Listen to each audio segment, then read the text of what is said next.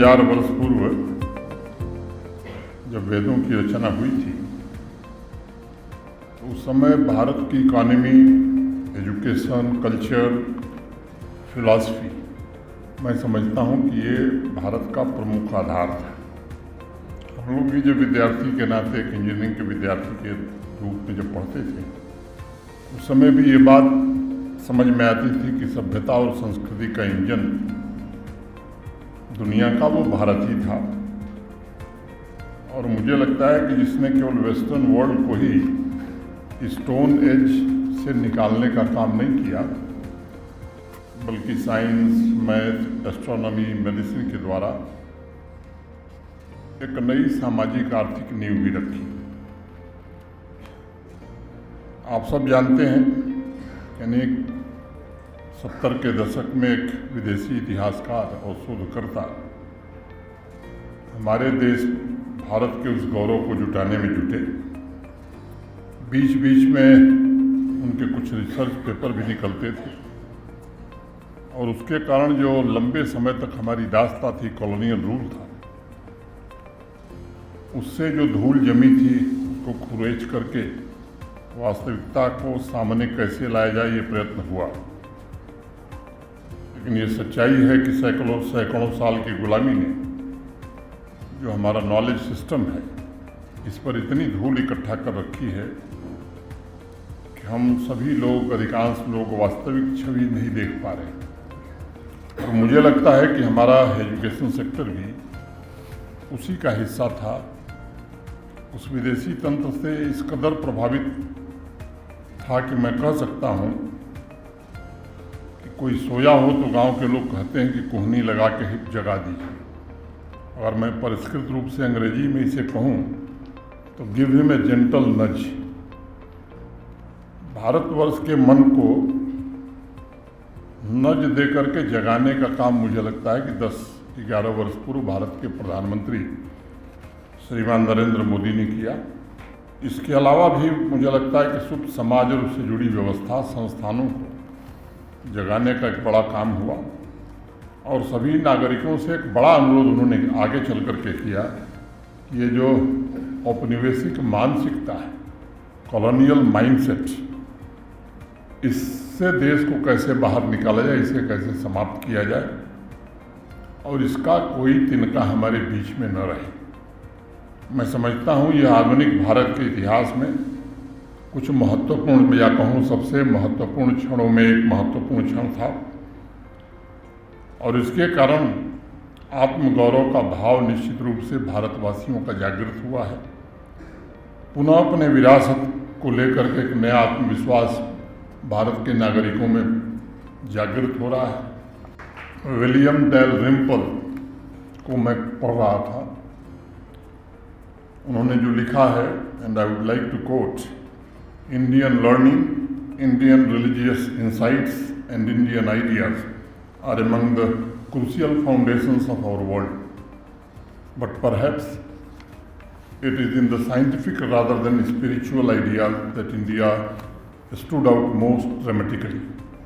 India's intellectual influence traveled far to the west, giving us not only crucial mathematical concepts such as zero, but also the very form of the numbers we all use to this day, unquote.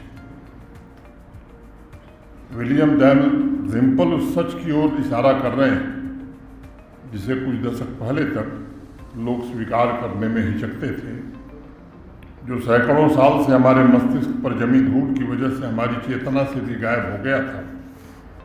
अब आत्मगौरव के भाव के साथ साथ अपने इस विरासत के प्रति समाज में एक ओनरशिप की भावना भी जागृत हो रही है। विलियम डेल रिम्पल ने अपनी लेखनी में एक सवाल और भी उठाया है कि सैकड़ों साल से वेस्टर्न राइटर्स दावा करते हैं कि अंग्रेजी राज ने भारत में सभ्यता की नींव रखी। वो आगे लिखते हैं और कहते हैं कि मुझे इतने सारे रिसर्च के पश्चात हैरानी इस बात की हो रही है कि जो दुनिया का सबसे पावरफुल, सबसे आधुनिक और सबसे परिष्कृत सभ्यता थी, मैंने भारत की सभ्यता, वहाँ अंग्रेजों ने कौन सी नई सभ्यता को जन्म दिया। और आगे लिखते हैं वो, how would you set out of bring civilisation to a part of the world that you recognised has been supremely civilised for thousands of years.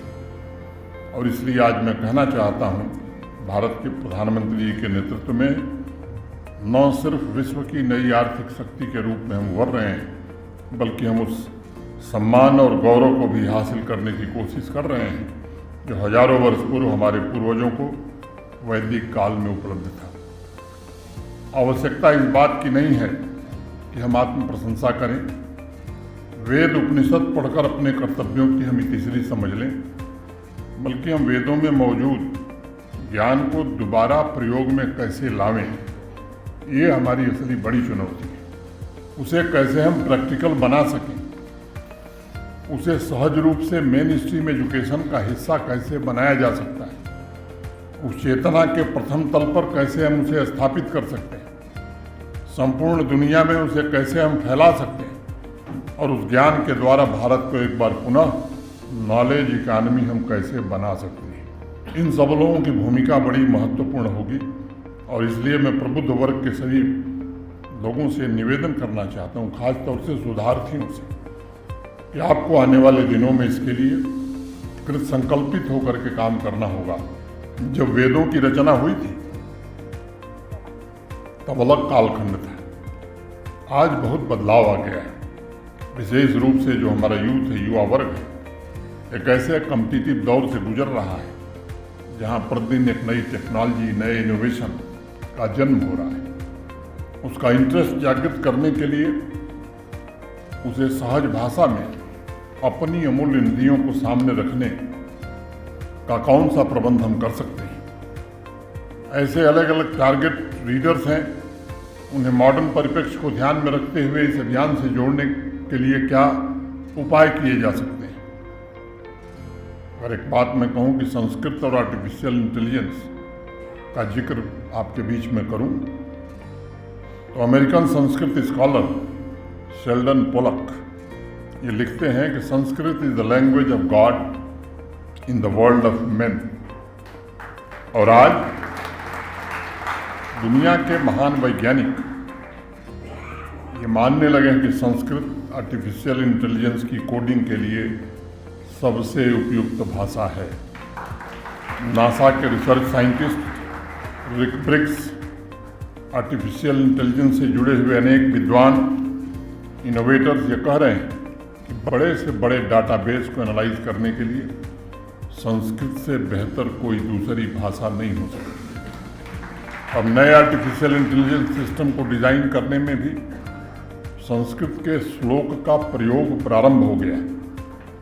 और अब एकेडमिक फील्ड से जुड़े लोगों की जिम्मेदारी है यह तथ्य क्लासरूम तक पहुँचे, हमारी युवा पीढ़ी हजारों सालों तक स्पोकन लैंग्वेज में महत्ता रखने वाली इस भाषा के बारे में समझे और उसमें रुचि ले, कैसे उस रुचि पैदा की जा सके।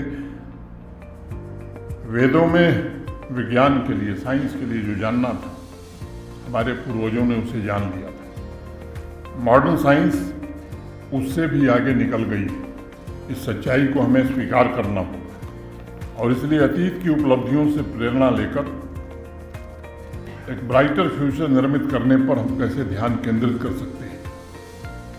एक दूसरी बड़ी आवश्यकता इतिहास को सुधारने और उसके सही रूप को समाज के हर वर्ग तक पहुंचाने की भी जिम्मेदारी लेनी होगी। और एक बात समझिए, हम सोने की चिड़िया इसलिए नहीं थे कि भारत में बहुत सोने की खदानें थी, गोल्ड माइन थी, बिल्कुल नहीं थी।